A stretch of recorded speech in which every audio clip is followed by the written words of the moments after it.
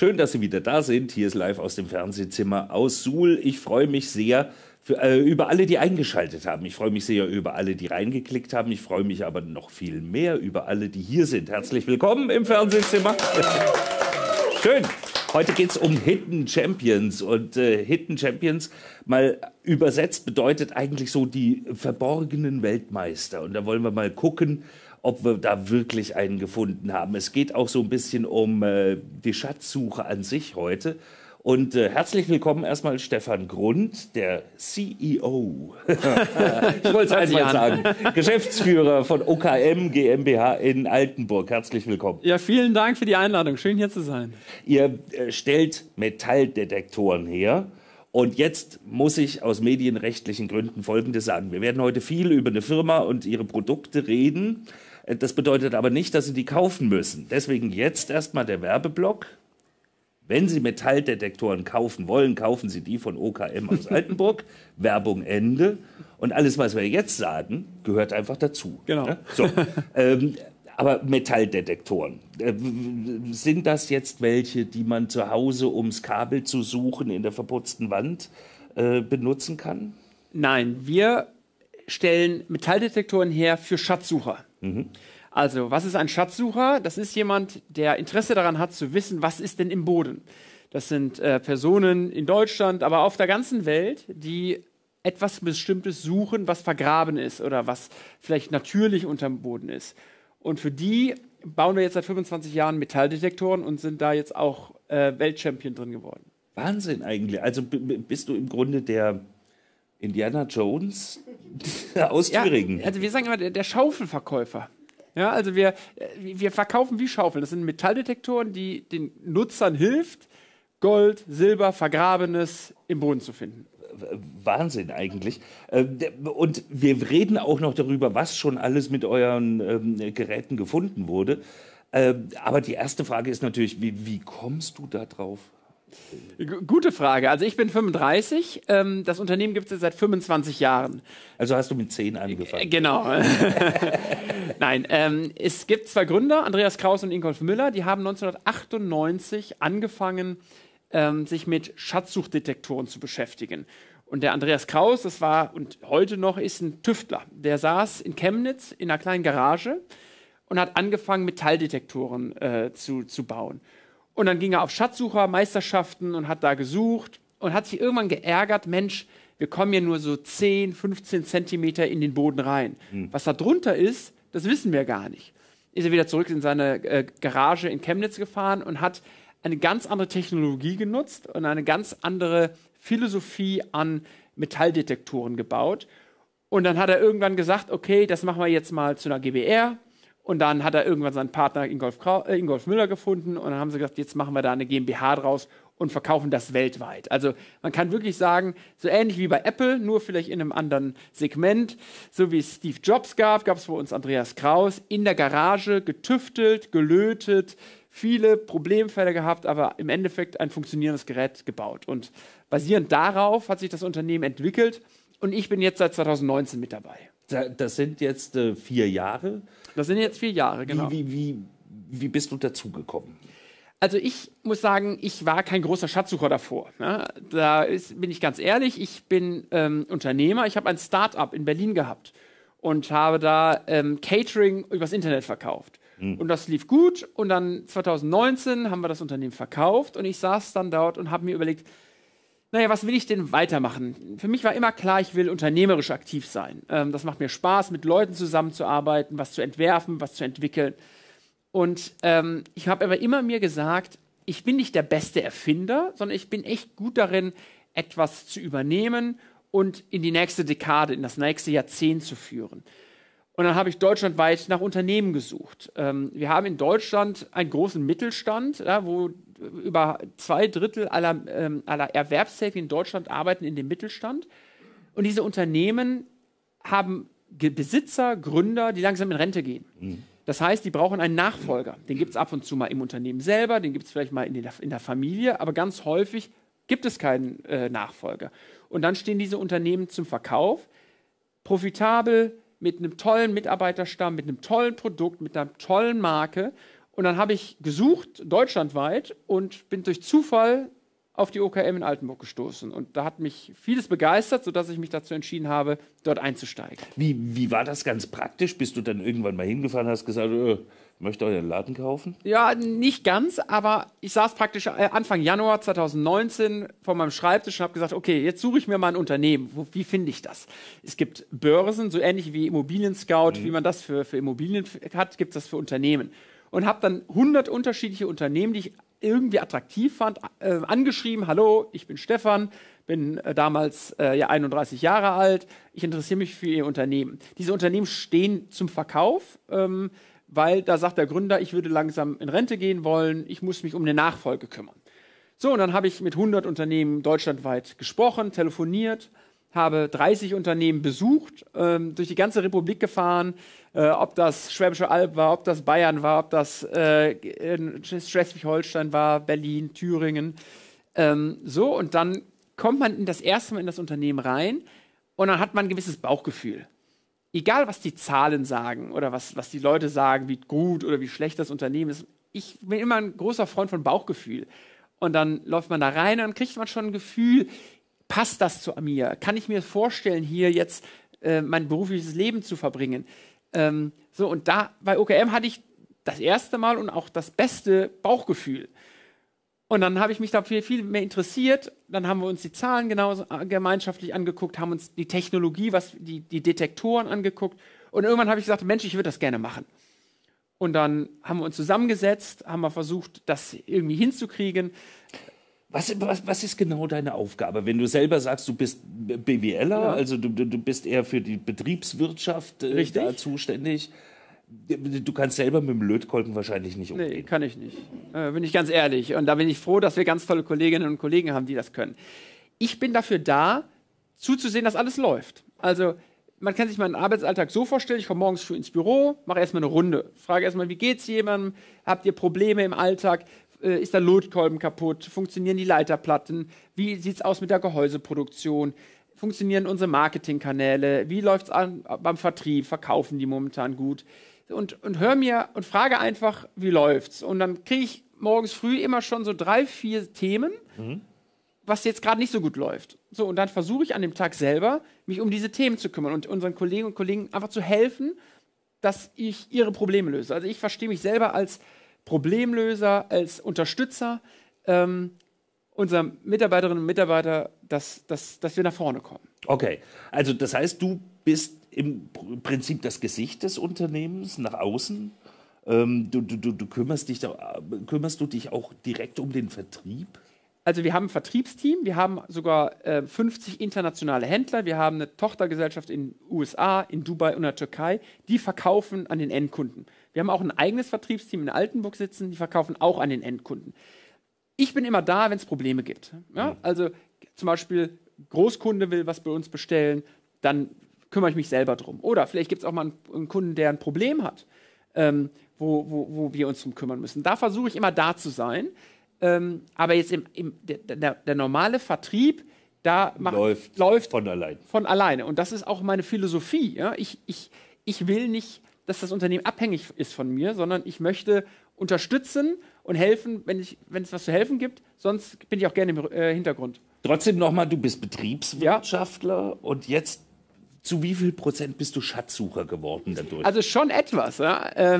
Damals, 2019, natürlich ganz wenig, aber ich versuche ja unsere Produkte auch mitzuentwickeln. Ja? Ich gucke mir an, was können wir noch verbessern. Ich gehe raus in den Wald und gucke mir die Produkte an. Ich spreche viel mit Nutzern, mit unseren Kollegen. Kriegen wir das noch besser hin? Kriegen wir das noch besser hin?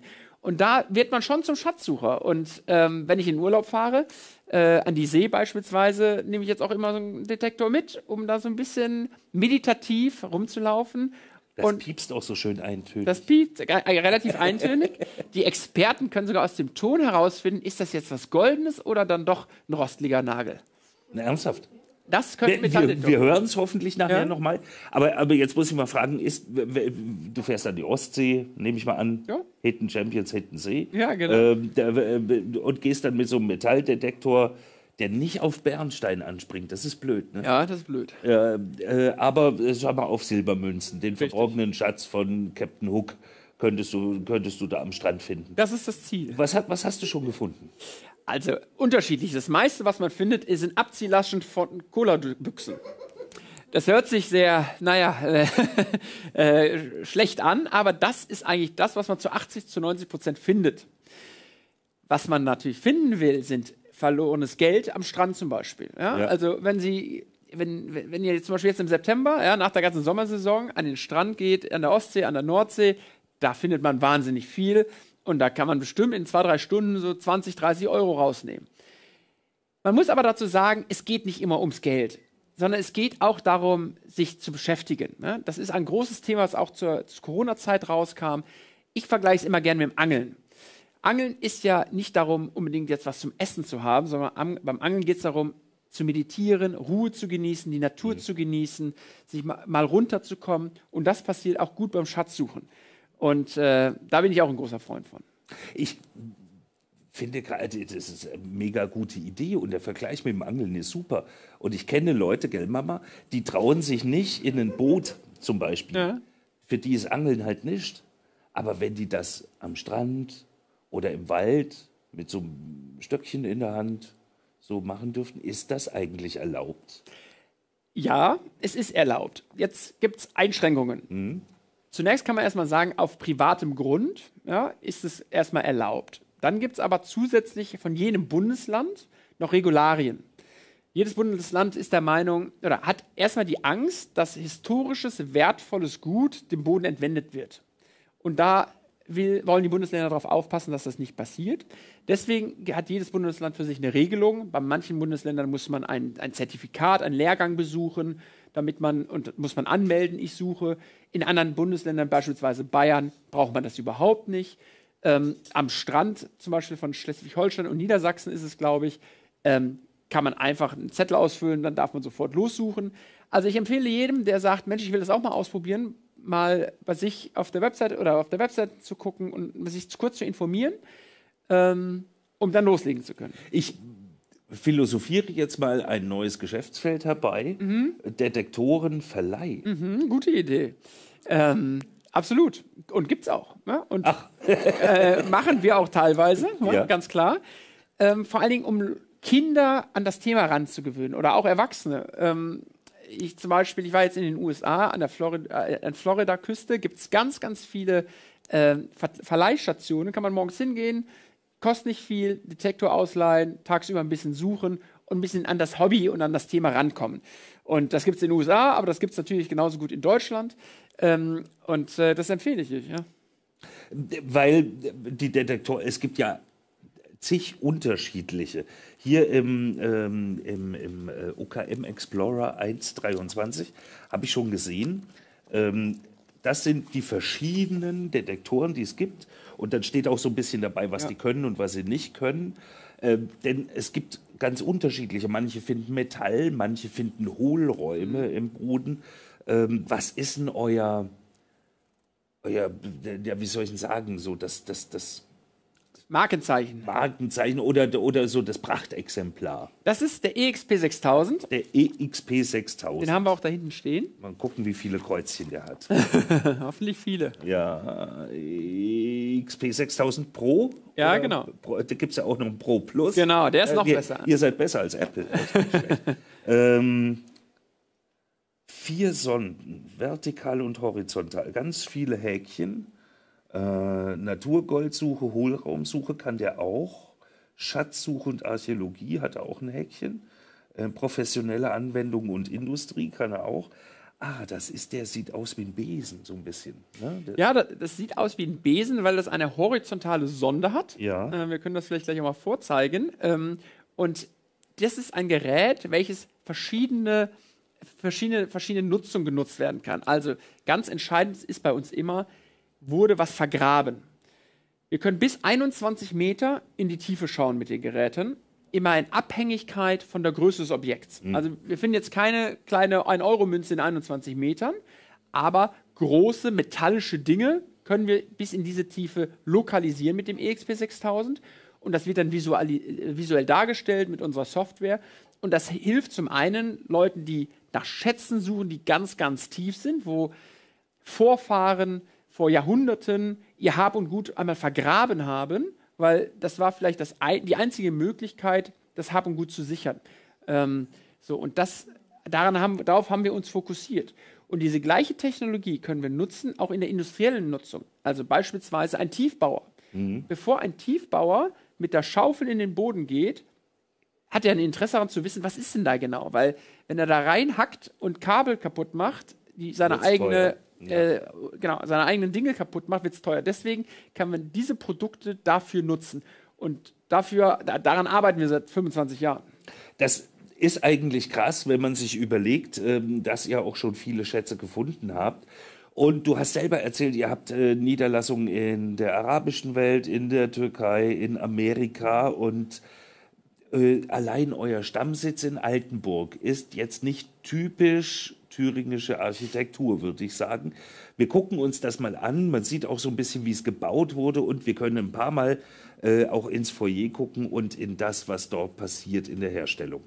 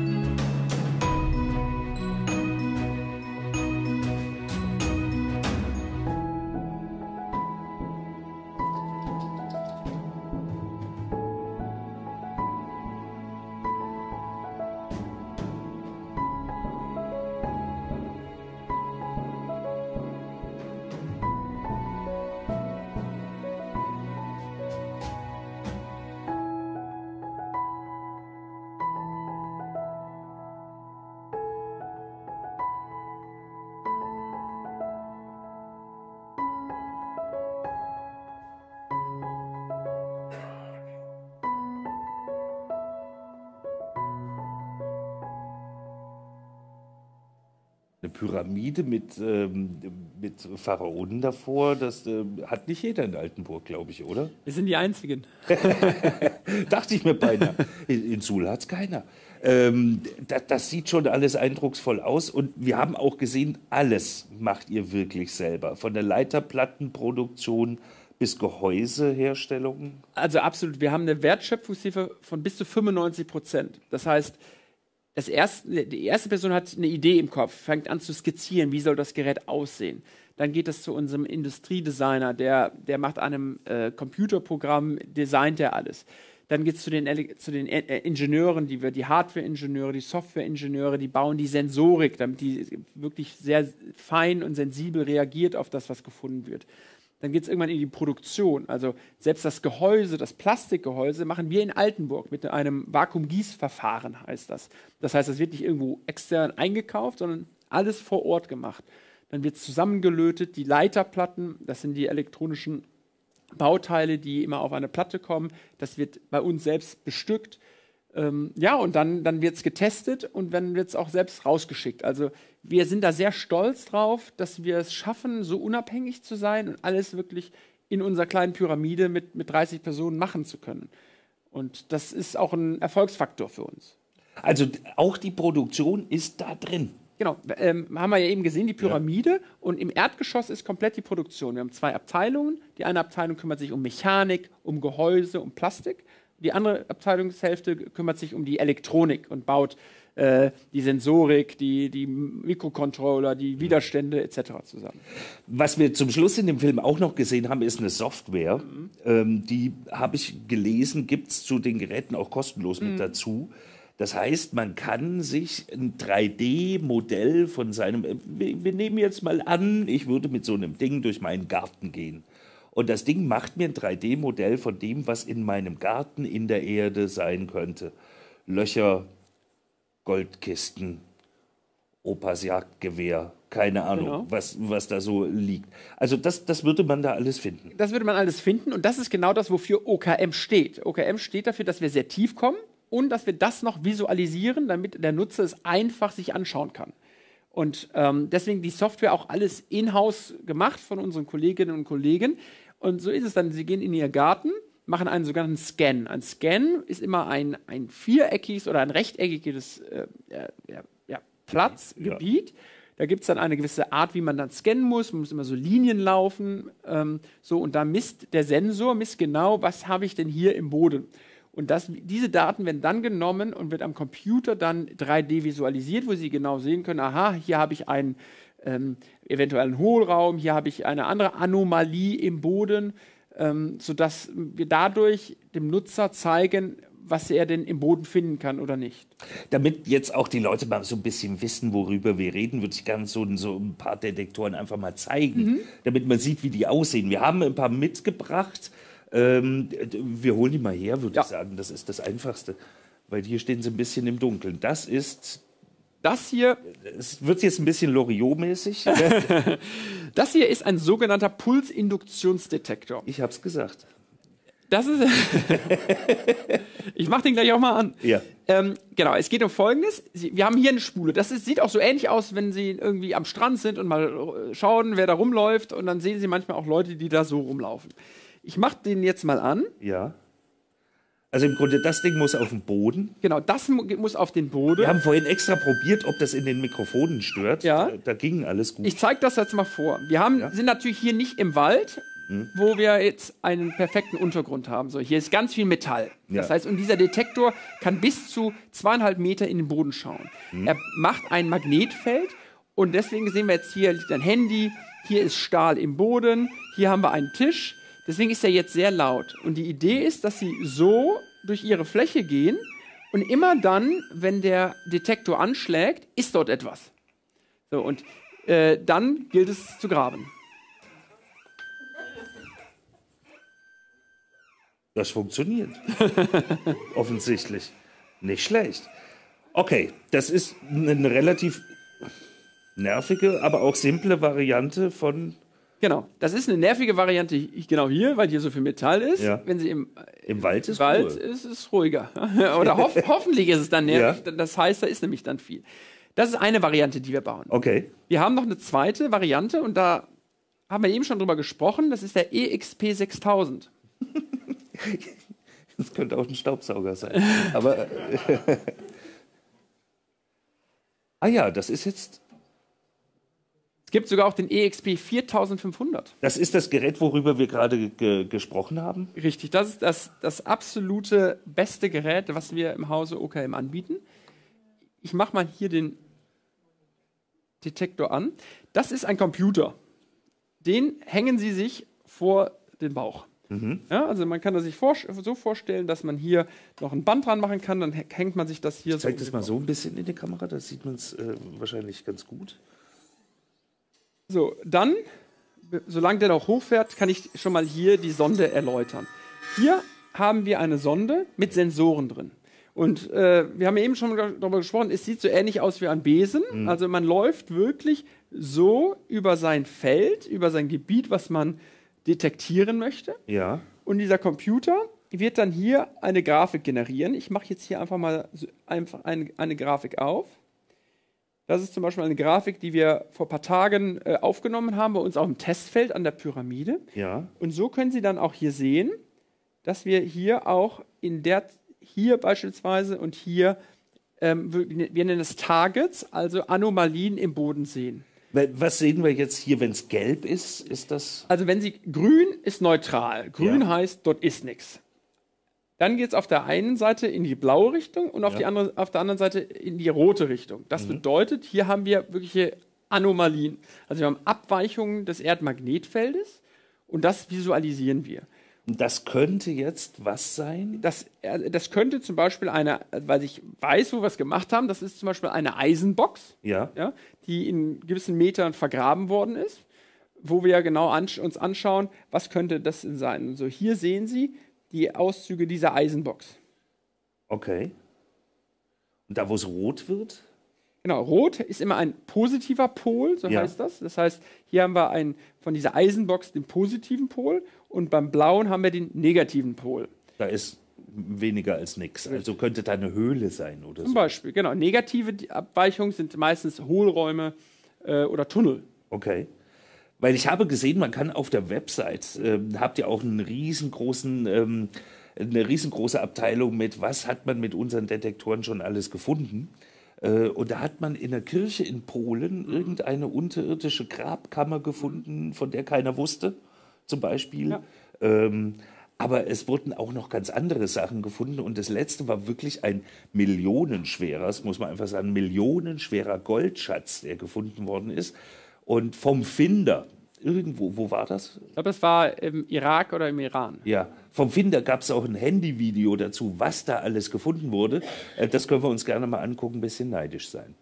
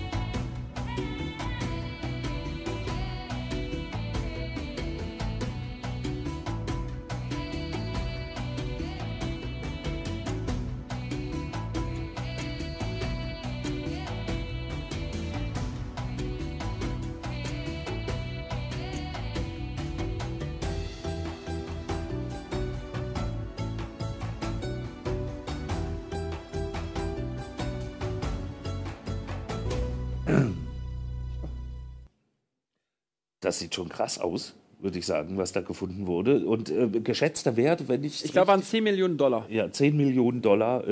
Wenn man sowas findet hier in Deutschland, ist man ja verpflichtet, das abzugeben. Absolut, absolut. Also das muss gemeldet werden, das wird auch abgegeben. Und dann je nach Bundesland gibt es dann unterschiedliche Regelungen. Aber selbst da ist es wahnsinnig lukrativ, auch was zu finden. Ne? Also es gibt dann so einen Finderlohn. Ja, genau, gibt es einen Finderlohn und vor allem bei so einem Schatz, wie wir den gerade gezeigt haben, der wurde hier auch mit dem EXP 6000 auch gefunden.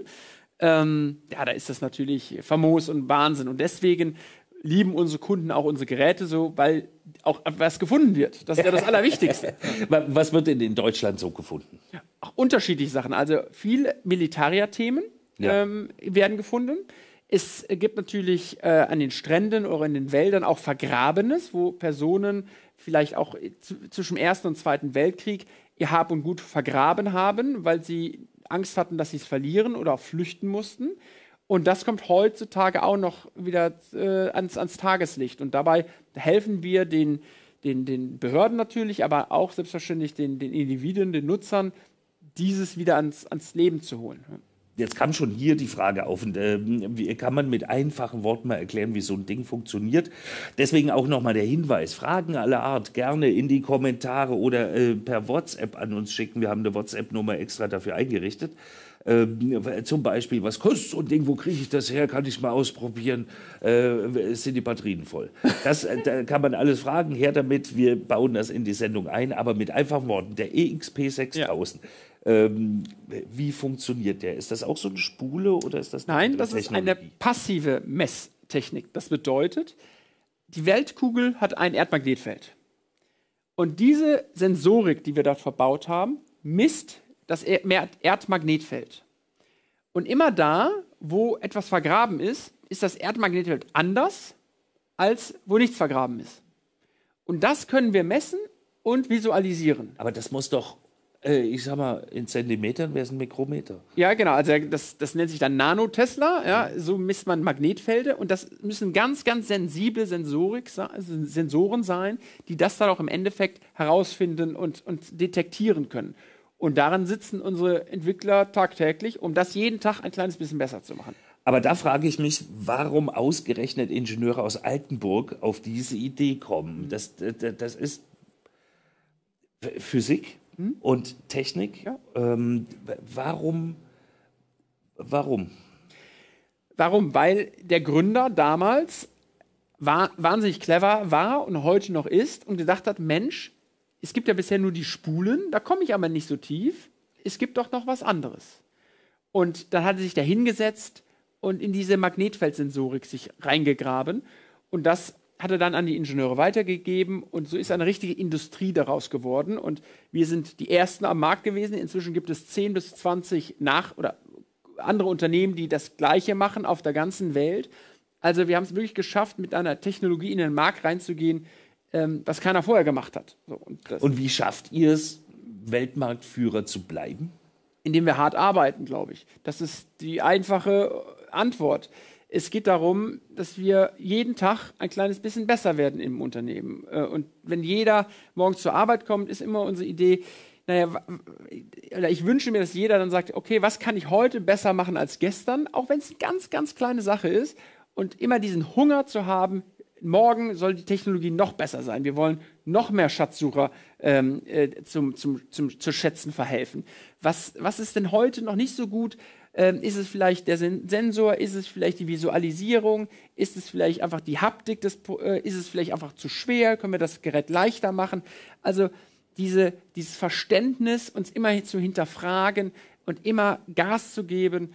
Und das ist, glaube ich, unsere Idee bei OKM. Und das ist jetzt auf der einen Seite ist das sehr viel Ingenieurskunst in so einem Detektor, aber alleine in der Software zu sagen, wir machen ein 3D-Modell aus deinem Fußboden, da steckt ja auch schon ganz schön viel IT-Know-how drin, ganz schön viel Wissen.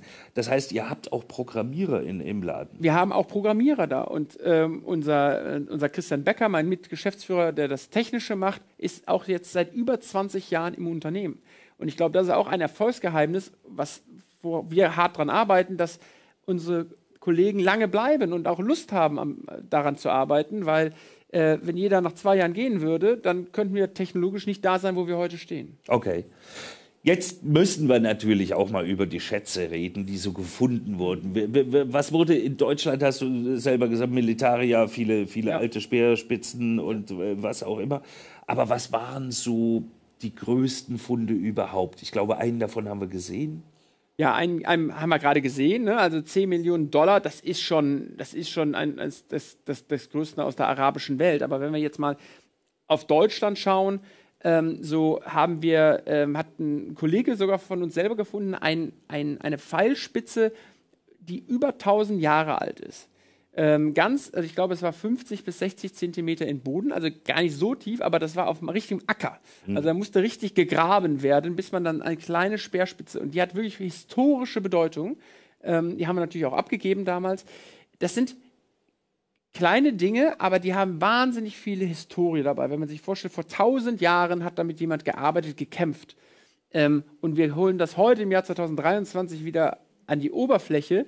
Da muss man sich mal überlegen, was ist in 1000 Jahren Menschheitsgeschichte eigentlich passiert. Und Kein Mensch überlebt das, aber eine kleine Speerspitze aus der Zeit. Und das gibt uns wahnsinnig viel Geschichten, das gibt uns wahnsinnig viel, ja, auch Mut und Überzeugung, da weiterzumachen. Was waren die verrücktesten Funde? Naja, verrückteste Funde gibt es eigentlich so häufig aus Lateinamerika, ob das jetzt Kolumbien ist, ob das jetzt Peru ist. Letztens wurde uns berichtet von einer wirklichen Schatztruhe von Piraten, die auf dem Meer praktisch durch Kämpfe gewonnen wurden. Es war eine Eisenkiste mit Goldmünzen und Goldbarren drin. Und die wurde dann an Land gebracht, in den Hafen und dann so ungefähr 500 Meter landeinwärts vergraben, so in 2 Meter Tiefe. Und die ganze Stadt hat die ganze Zeit immer danach gesucht, aber über 200, 300 Jahre. Keiner hat es jemals gewusst oder gefunden. Und dann kam einer mit OKM-Gerät und hat es gefunden. Das macht uns natürlich wahnsinnig stolz. Die sind ja aber auch nicht verpflichtet, euch das zu melden. Nee. Aber machen es trotzdem, ne? Ja, also häufig, aber natürlich würden wir uns wünschen, noch viel mehr zu bekommen. Aber die Schatzsucher haben natürlich auch manchmal Angst. Wollen sie das gleich publik machen? Deswegen kämpfen wir immer darum, dass unsere Kunden uns das auch mitteilen. Und inzwischen klappt das auch ganz gut. Aber das ist natürlich auch aus Marketing-Sicht das Beste, wenn man sagt, hier, das und das wurde mit unseren Geräten gefunden. Logisch. Ich habe sogar von irgendwelchen Maya-Gold gelesen. Erzähl mal das. Maya-Gold ist, ich weiß gar nicht genau, wann es gefunden worden ist, ich glaube so vor fünf Jahren, ein Schatz, der lange vermisst war. Also man wusste, da gibt es Maya-Gold, auch man wusste ungefähr, wo es das geben soll. Man konnte aber nie so richtig tief gucken, deswegen konnte man nicht einfach graben. Und das sollte dann auch keine große Aufruhr geben, sodass man dann mit unserem Gerät ein riesen Areal abgescannt hat und dann durch diese 3D-Visualisierung gesehen, was ist das denn da? Und dann ist man da hingelaufen und hat diesen riesen Maya-Schatz gefunden, was für die Region eine fantastische Errungenschaft war. Also ja, das hat uns auch intern sehr berührt. Was sind das für Leute, die eure Geräte kaufen? Das sind Schatzsucher. Jetzt ist natürlich die Frage, was ist ein Schatzsucher? Das ist kein thüringisches Thema. Ich kenne auch nicht so viele, natürlich durch meinen Job, aber jetzt auf privater Ebene so viele Schatzsucher. Das sind meistens Leute, die eine Expedition machen. Also unsere Geräte werden von Leuten gekauft, die sagen, ich weiß, in Ostanatolien, wo die Raubzüge durchgingen vor Jahrhunderten von Jahren, vor 3, 4 Generationen meiner Familie wurde da das Hab und Gut vergraben. Ich nehme mir jetzt zu, das zu finden. So, und dann suchen die. Und die müssen aber 3, 4, 6 Meter tief in den Boden. So, und das sind Leute, das ist deren Job. Ja? Die stehen morgens auf, sind teilweise auch süchtig nach Schatzsuche, muss man ganz klar sagen, und hören nicht auf, bis sie es gefunden haben. Und brauchen immer die neueste Technologie, um es zu finden.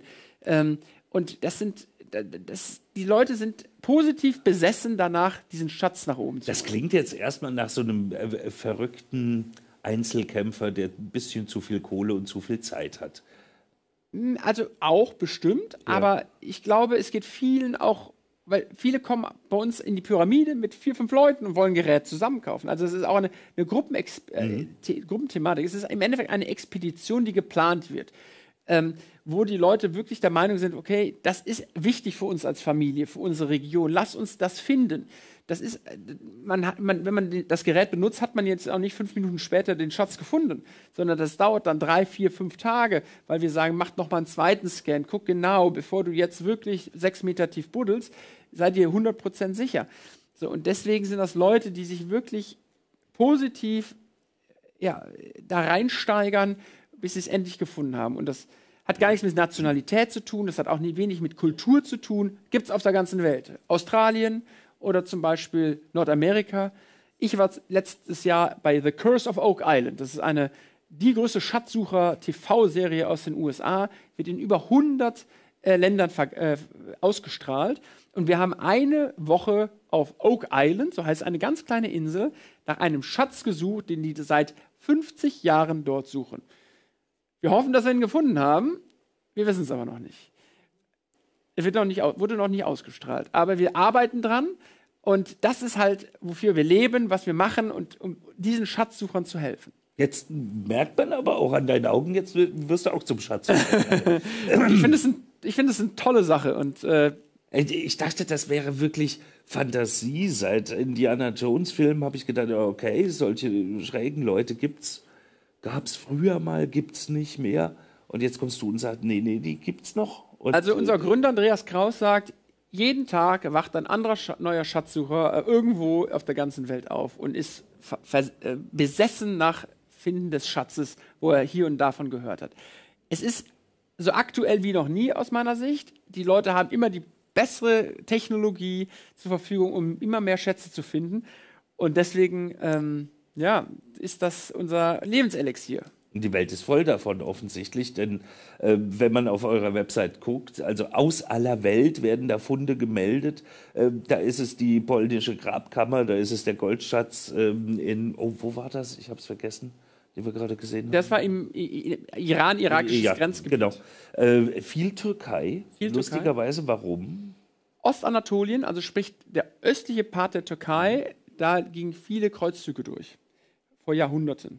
Das ist eine Region mit wahnsinnig viel Historie, mit Kultur, der ganze arabische Raum sowieso. Und deswegen sind die Leute da so darauf fokussiert, das Hab und Gut ihrer Vorfahren wieder hochzuholen. Überall da, wo Leute seit mehreren Jahrtausenden, lang vor Christus, gelebt haben und sich eine Bevölkerung entstand, das ist attraktiv für uns. Und das ist vor allen Dingen in dieser arabischen Region und Osttürkei. Und ich selber bin häufig in der Türkei, um mir das anzugucken, um mit den Kunden dort zu sprechen. Und es ist Wahnsinn, wie die für ihr Thema brennen und immer das Beste wollen. Gibt es auch, ich sag mal, Institutionen, staatliche Einrichtungen, die eure Geräte benutzen? Und wenn ja, wofür? Wir haben zum Beispiel ein Wassersuchgerät. Ja, also das stecken sie Sonden in den Boden und dann gucken wir, wo ist natürliches Frischwasser. Und das ist ein Thema, was zum Beispiel die UN ist ein Kunde von uns und kümmert sich in Nordafrika um solche Themen. Das heißt, die kaufen die Geräte ein und trainieren damit einzelne Völker in Nordafrika, um Frischwasser zu lokalisieren, wo man dann einen Brunnen bauen kann und Frischwasser zu holen. Das ist ein großes Thema. Wir haben auch ein Radargerät, das wird beispielsweise man nennt das Law Enforcement Einheiten, also das gibt es auch von der United Nations, von der UN, Abteilungen, die gehen nach Libyen zum Beispiel und versuchen dort Verbrechen der vergangenen Jahrzehnte, auch Menschenverbrechen aufzuarbeiten. Da helfen unsere Geräte, um zu finden, was ist heute im Boden, was können wir rekonstruieren. Also da hat unsere Arbeit auch einen wirklichen tiefgründigen... Für solche Auftraggeber macht ihr da auch Spezialaufträge, wenn die sagen, wir brauchen jetzt einen Sensor, der Knochen im Boden lokalisieren kann? Also wir geben immer unser Bestes. Ne? Und wenn das natürlich große Kunden sind, dann versuchen wir das. Aber wir haben inzwischen eine Produktpalette, glaube ich, abgedeckt, wo wir die wesentlichen Dinge im Boden lokalisieren können, sodass wir versuchen, also wir haben immer Lagerware da, wir produzieren jetzt nicht, Kunde ruft an, ich würde gerne Gerät XY haben, dann fangen wir nicht an zu produzieren, sondern das ist alles schon da. Aber natürlich für große Kunden, für solche Projekte auch, da gibt es dann auch mal Ausnahmen. Jetzt müssen wir allerdings auch mal in den sauren Apfel beißen und sagen, was kostet sowas? Und ich weiß, das ist jetzt auch wieder so ein Von-Bis-Ding. Ich kann mir gut vorstellen, dass der OKM 6000, habe ich mir es gemerkt? Ja, EXP 6000. EXP 6000. Naja, schon das Premium-Produkt. Das ist das Premium-Produkt, absolut. Da ist auch am meisten Technologie drin und das kostet nun mal, ja, da geht es bei 30.000 Euro los bei so einem Gerät. Und was macht das so teuer? Das ist der Sensor im Endeffekt. Der Sensor, der so sensibel sein muss, um die kleinsten Unterschiede im Boden erkennen zu können und das dann zu visualisieren. Und wir haben Fachpersonal bei uns, ja, wir machen alles aus Altenburg raus und das klappt sehr gut und deswegen können wir das auch als Unternehmen so langfristig weiterführen. Jetzt sage ich aber auch mal, gut, ich bin jetzt ein bisschen angezündet. Ich würde jetzt am Wochenende mal loslaufen. Ne, dann gehe ich mal in den Wald und suche halt keine Pilze, sondern irgendwelche Piepstöne im Boden. möchte aber nicht so gesehen werden. Ne? Sonst heißt es wieder, gucken die an. Was hat er denn heute wieder? Unauffällig. Habt ihr da was? Da haben wir was ganz Besonderes. Es ist der sogenannte Rover UC. Also Rover UC. UC steht für Undercover. Also dann glaube ich, genau das ist das Richtige. Das ist ein Detektor, der sieht aus wie ein Wanderstab. Das heißt, man kann einfach so durch den Wald laufen als Wanderstab und parallel detektiert es den Boden. Wir haben sogar noch so ein paar Sachen eingebaut. Man hat so eine digitale Uhr und kann dann sagen, ja, ich zähle hier nur die Schritte oder meinen Puls beispielsweise. Und das ist genau das Gerät für die, wie du, die sagen, na, ich will was finden, aber ich will das nicht, dass kein anderer mich sieht und dann hinterherläuft. Können gerne mal gucken. Ja. Ach so, hast du dabei? Habe ich gar nicht gesehen. Aha. Inklusive Uhr sogar. Inklusive Uhr. So. Okay, die ist schon ein bisschen auffällig. Als Apple Watch geht die nicht mehr durch. Genau, wir wollen ja auch, dass die Nutzer was sehen. Du kannst das auch gerne mal um den Handballen machen, wenn du möchtest. Ich zeig's mal auch. Die ist dann so aussehen. Aber geht als Fitnessuhr durch. Kann man so sagen, ja. Denke ich schon. So, und das hier ist dann der Rover UC. Ne? Also es sieht aus wie ein Wanderstock. Ist erstmal ein Stock, ja. Ist ein Wanderstock. Hat nicht viel, außer hier einen Knopf. Ja. Und hier oben ein kleinen Display. Okay. So. Und wenn wir den anmachen, dann hat er ein bisschen Licht dran, aber es ist ganz undercover. Und was du dann machst, wenn du dann am Samstag im Wald unterwegs bist, hier im Thüringer Wald, dann läufst du so durch den Wald und detektierst, was unter dir ist. Kein Mensch sieht es, du kannst parallel auf deiner Uhr sofort sehen, was ist denn da. Und wenn jemand vorbeikommt, schnell einen anderen Knopf drücken. Und am Ende lädst du es auf deinen Computer und guckst dir genau an, was da ist. Alles klar, es klingt jetzt erstmal einfacher als Bild zu suchen. Cool. Welche Detektoren hast du privat zu Hause? Also das ist einer meiner Favoriten. Vor allen Dingen, bei mir kommt es ja häufig vor, ich besuche da mal Kunden auf der ganzen Welt. Ja. So. Und dann muss ich da ja irgendwie hinkommen und ich will ja einen Detektor mitnehmen. Und das ist der Detektor, den man am einfachsten ins Handgepäck reinbekommt. Und der ist nicht mal schwer. Der ist nicht mal schwer. Das ist wirklich und dann steht man an der Sicherheitskontrolle im Flughafen und dann fragen die Leute immer, was ist das denn? Weil da ist ja Elektronik drin. So, und dann kommt man immer ganz einfach durch, ja, das ist ein Wanderstock. Und dann fragt keiner mehr. Aber das würde mir mit so einem Gerät oder mit so einem Gerät hier mit dem EXP 6000 viel schwieriger fallen. Deswegen ist das eins meiner Favoriten. Ja. Und wird auch so gerne angenommen. Oh, der sagt mir. Genau, das ist ein Schrittzähler auch mit drin. Ja, alles klar. Und also, wir haben alles dafür getan, dass man sieht, okay, das ist ein Kompass drin, da ist ein Schrittzähler drin, da ist ein Pulsmesser drin. Und was ich tun, dass er hier einen Goldschatz anzeigt? Ja, das macht er dann auf der Uhr. Ach so, okay. Aber von hier aus Schrittzähler, Kompass, Batteriestand kann man wirklich als Wanderstock verkaufen. Ja, absolut. Also immer dann, wenn ich das sagen musste, damit ich aus kritischen Situationen rauskam, hat es immer gezündet. Krass, und das kriegt man im Flugzeug mit unter? Ja. Hier in dieser Tasche, die wir dabei haben, einfach Wanderstock und dann fragt keiner mehr. Was kostet der? Der liegt bei 8.000 €. Aber da muss man lange suchen, bis man das wieder zusammen hat, oder? Nein, es hängt immer davon ab, was man findet. So, und wenn man das findet, was wir eben gesehen haben, die Goldartefakte, dann rechnet sich das 10-mal. 100-mal. 1000-mal. Naja, man findet wahrscheinlich nicht jeden Tag den Schatz der. Ja, also genau. Schatzsuche ist ein mühsames Thema. Ja? Es dauert lange und vor allem, es ist ja nicht nur, ich gehe jetzt raus und suche. Es ist Recherche. Es ist Sprechen. Also man muss das schon mit Sinn und Verstand machen. Genau. Ein bisschen überlegen, wo könnte überhaupt was sein. Ja. Aber ich sag mal jetzt jeder hat, was weiß ich, der ein Haus hat auch ein bisschen Grundstück drumherum. Wer seit mehreren Generationen ein Haus hat, weiß auch, da haben die Großeltern, die Urgroßeltern schon gewohnt. Ja. Wer weiß, was die vor dem Ersten oder Zweiten Weltkrieg da vergraben haben. Jetzt möchte ich gern mal meinen Garten einfach nur spaßhalber mal gucken, ob der Opa vielleicht was er uns dann nicht mehr sagen konnte oder so. Da würde ich mir jetzt aber nicht für 8.000 € sowas kaufen, ich würde es mir ausleihen. Ja, entweder ausleihen oder man geht auf andere Detektoren, die günstiger sind, um einfach mal zu sehen. Je tiefer der Detektor in den Boden schauen kann, desto teurer ist er.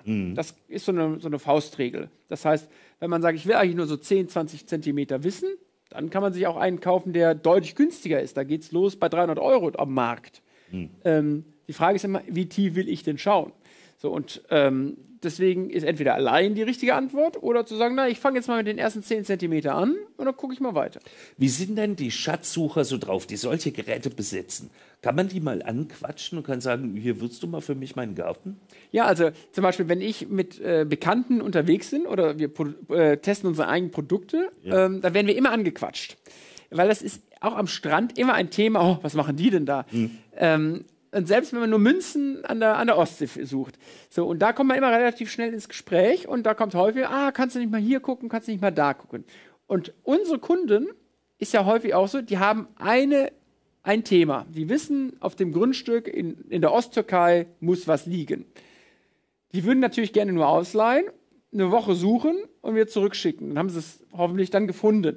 So, und da müssen wir natürlich auch mal gucken, macht es Sinn, das auszuleihen oder verkaufen wir es direkt? Ja, klar, für euch ist es ein Geschäft. Genau, für uns ist es ein Geschäft, aber wir versuchen dann auch Auftragssuchen beispielsweise zu machen. Das heißt, wir kommen mit dem eigenen Team an und suchen für dich, lieber Kunde, übernehmen dir den Job.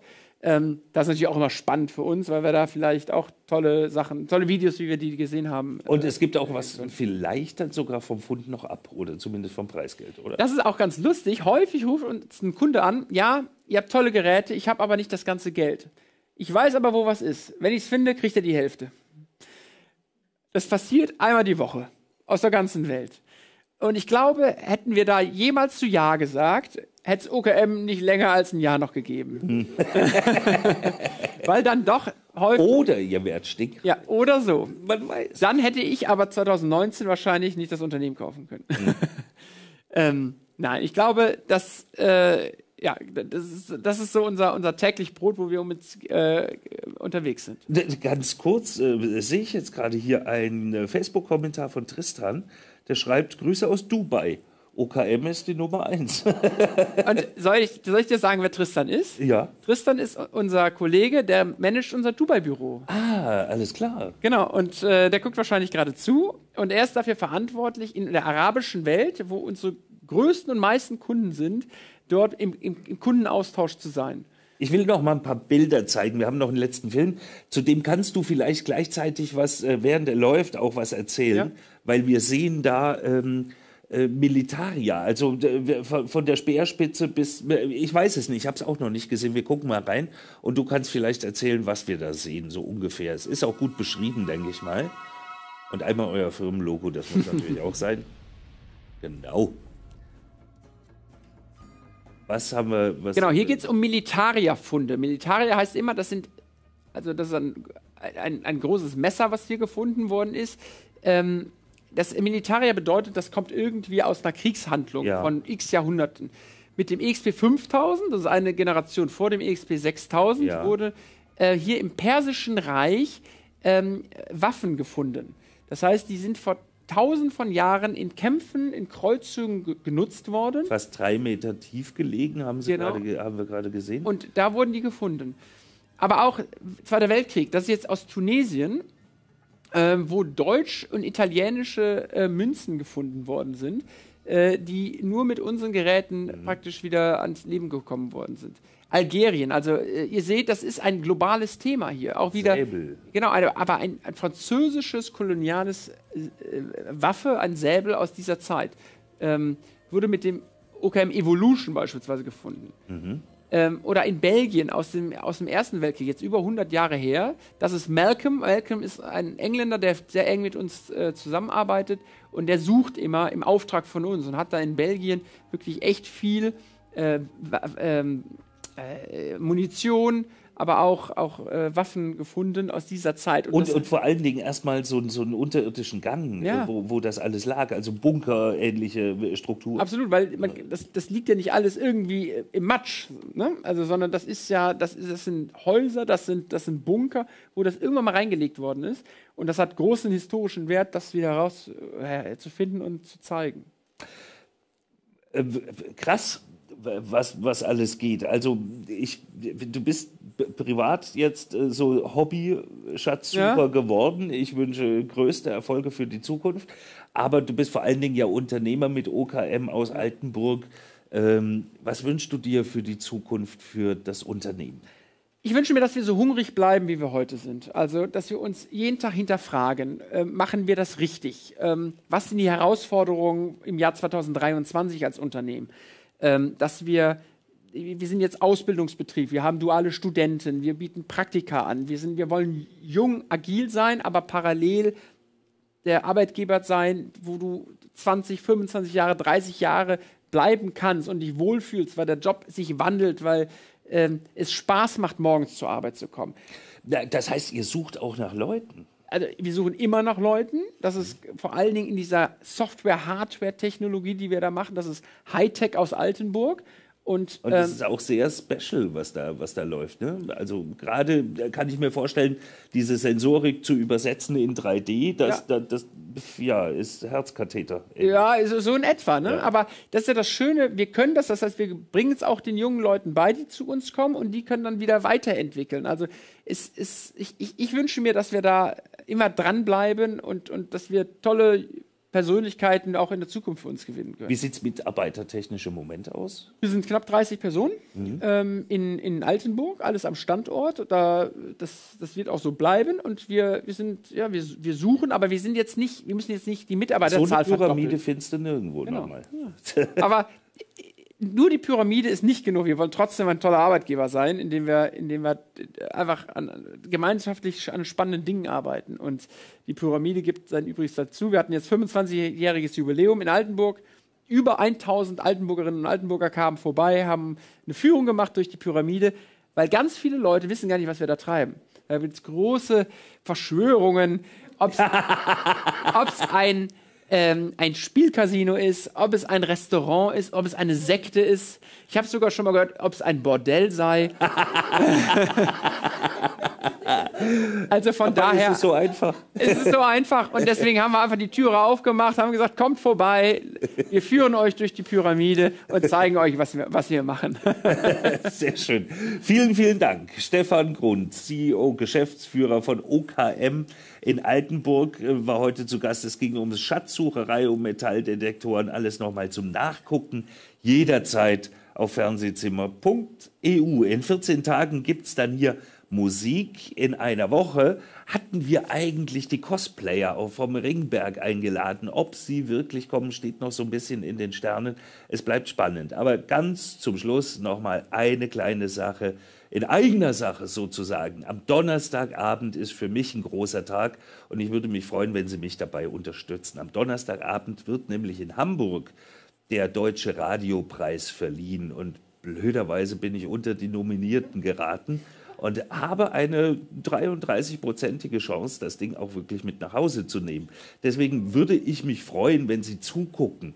Das wird übertragen im Fernsehen. Auf dem NDR, dem Norddeutschen Rundfunk, läuft es zuerst um 22 Uhr.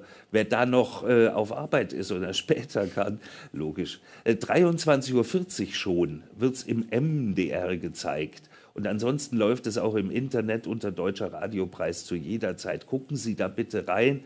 Unterstützen Sie mich ein bisschen seelisch und moralisch dabei. Ich würde mich sehr freuen, wenn Sie dabei sind. Und wenn wir uns das nächste Mal hier wiedersehen, bin ich entweder der beste Entertainer Deutschlands oder der zweit- oder drittbeste Entertainer Deutschlands. Immerhin. Vielen Dank fürs Zugucken. Bis zum nächsten Mal. Tschüss.